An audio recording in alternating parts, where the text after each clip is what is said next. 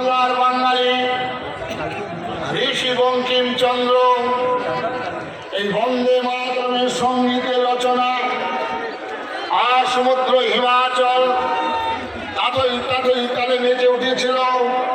কন্যাকুমারিকা থেকে কাশ্মীর, কাশ্মীর থেকে কামাখ্যা, বাংলা মায়ের দামাল সন্তানরা সেদিন বুকের তাজা রক্ত ঝলকে ঝলকে দিয়ে দিয়ে বলেছিলেন, ওই ব্রিটিশকে দেখা ভয়, ও ভয়ে কম্পিত নয় আমার হৃদয়। বাংলা মায়ের দামাল সন্তানরা এই বন্দে মাতরম উচ্চারণের মধ্য দিয়েই বুকের তাজা রক্ত ঝলকে ঝলকে ঢেলে দিয়েছিল।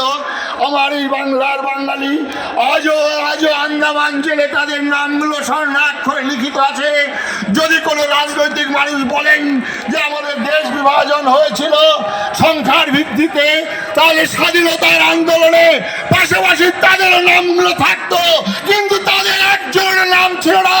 তারা ভারতবর্ষকে কখনো মূল্যভূমি, কখনো মাতৃভূমি, কখনো জন্মভূমি বলে তারা স্বীকার করেনি। আজকে স্বাধীনতার ইতিহাস সম্পর্কে আপনারা আলোচনা করবেন, হয়তো কেউ বা বলবেন ওই গান্ধীজি, অনেকে আবার মহাত্মা বলেন, অনেকে অনেক বিশেষণ প্রয়োগ করেন। আমি সন্ন্যাসী, আমি সেই বিশ্লেষণ করব না, আমি গান্ধী বলবো।